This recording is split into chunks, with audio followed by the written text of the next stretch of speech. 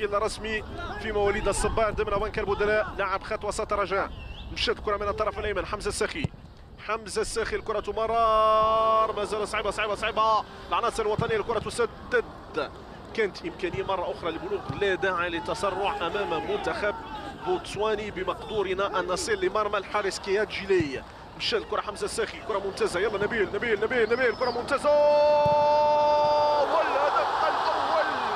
نعبر نحو الهدف الاول والمسجل اللاعب الذي طرد النحس، واي نحس، بن مرزوق يونس يسجل الهدف الاول.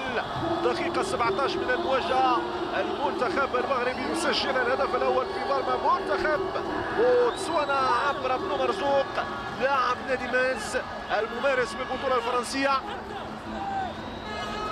هدف سيخفف من اضرار الدقائق الاولى، هدف سيزيد من الثقه في هذه العناصر لبلوغ اهداف اخرى في الدقائق المقبله. هدف لا صفر. هنا الاعاده، كره مشات ممتازه جدا من جلال بلال، وصلها لبن مرزوق اللي كان امام مرمى فارغه. لاعب يتمكن من استغلال الفرصه المتاحه له، يسجل الهدف الاول. هو القادم من نادي اف سي ميتس الممارس بالبطوله الفرنسيه. كره تعود مجددا للحارس السيد بنكوش.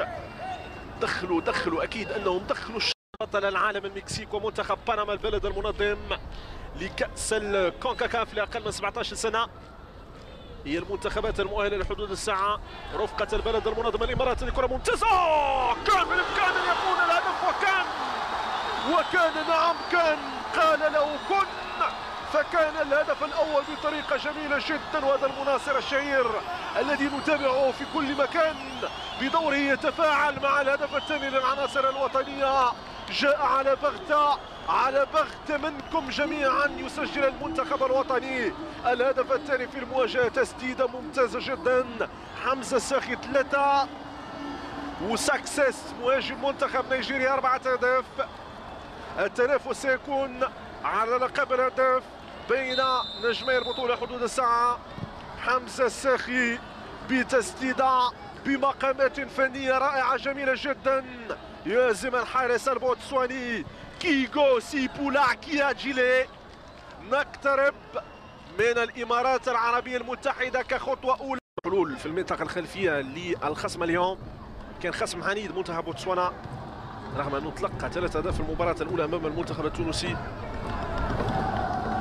جرب حظه في المباراة الأولى، لعب بالأسلحة المتاحة له.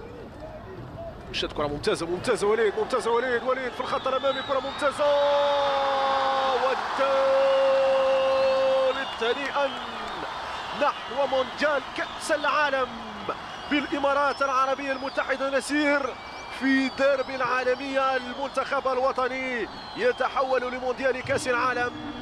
تمريرة ساحرة من لاعب رجاء وليد الصبار أظنه للاعب بن مرزوق اللي جاب رزقه اليوم، وجاب رزقه وسجل هدف ثاني له والثالث للمنتخب الوطني. ثلاثية غنية عن كل تعليق، تغني عن أي تعليق اليوم. 3 أهداف لصفر للعناصر الوطنية أمام منتخب بوتسوانا. يقربون المسافات بين المنتخب ومونديال كاس العالم. اظن وليد الصبار مشى بكورته لبن مرزوق، راوغ بشكل ممتاز جدا. كعب عالي لبن مرزوق. هنا كورت وليد الصبار، لاعب ممتاز جدا، لاعب ممتاز جدا لبن مرزوق. راوغ كما يراوغ اللاعبون الكبار وهو يسير نحو الهدف الثالث. ثلاثية تغني عن أي تعليق أمام منتخب بوتسواني. لا حول ولا قوة له اليوم.